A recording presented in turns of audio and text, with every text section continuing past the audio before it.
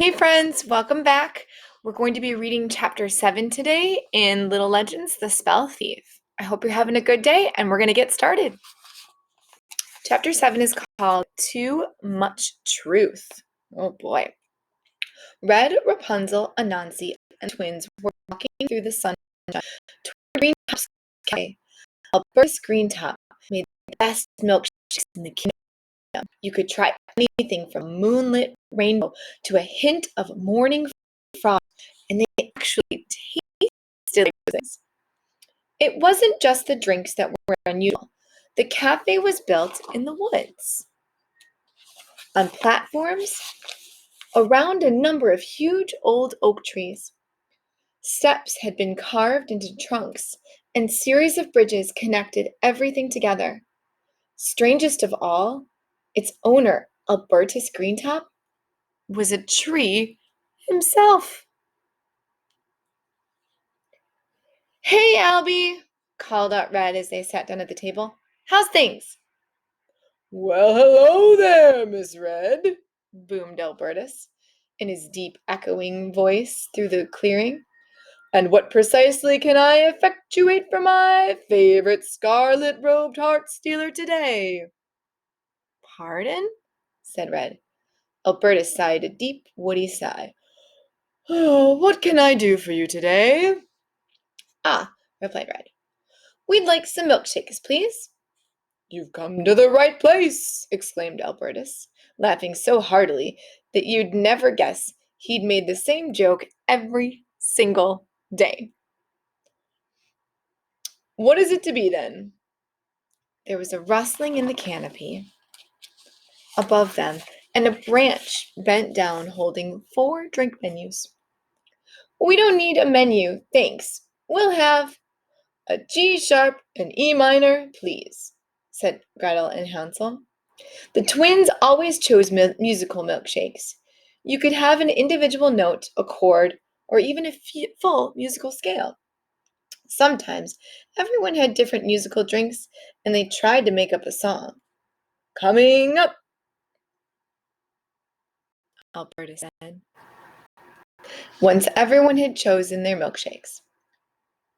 "Hello!" they shouted in an excitable voice. They all turned around to see who it was. Walking along the path toward them was a very wet-looking Jack. "Oh, hey, Jack!" called Rapunzel. "What are you?" "Hey, everyone!" Jack beamed. A crab clambered out of his pocket and hopped down the path before scuttling back toward the sea. "I just had a swim. Very, very refreshing." "In your clothes?" asked Red. "It's just such a lovely day. I couldn't wait to get in there."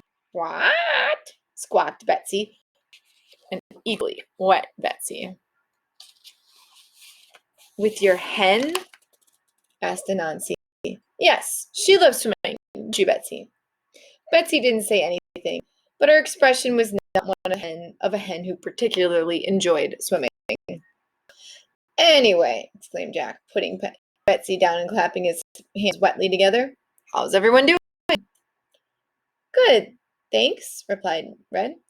"You seem in a much better mood now, Jack." "Yes, it was the swim," said Jack, his eyes gleaming wildly.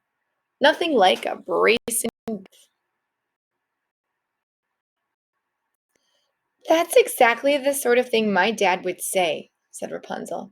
"We've just ordered our drinks. Why don't you go and grab Albertus?" "Terrific!" Jack grinned as he squelched off to order. Jack was lost in a world of his own. He couldn't wait for Albertus to serve up the drink so he could put his plan into action. "How about you, Jack?" asked Red, looking over toward him. Yes?" said Jack, who hadn't been paying attention. "Yes?" echoed Red, looking confused. "Rapunzel just asked what the naughtiest thing we'd ever done was." Oh, boy. "Oh, right. Sorry," replied. "I never really do anything naughty." "What about the time you came back down the beach with all that giant's gold?" asked Rapunzel. "That was an accident." "And you stole a goose from him too," added the twins. "You know, the one that laid all the golden eggs?" Well, yes, but it just followed me home," replied Jack, feeling flustered. Albertus called over. "Younglings, please, if you could stop your bickering for one moment, I believe your refreshments are prepared." Spindly branches parted the leaves around their table to serve up the drinks. "Thanks, Albertus," yelled Jack, almost jumping out of his seat in excitement. "These look delicious." Once everyone had had their drinks in front of them, Jack waited as long as he could bear it, nearly 3 seconds, before he yelled, "What in the fairy tale kingdom is that?" And he pointed up at the sky.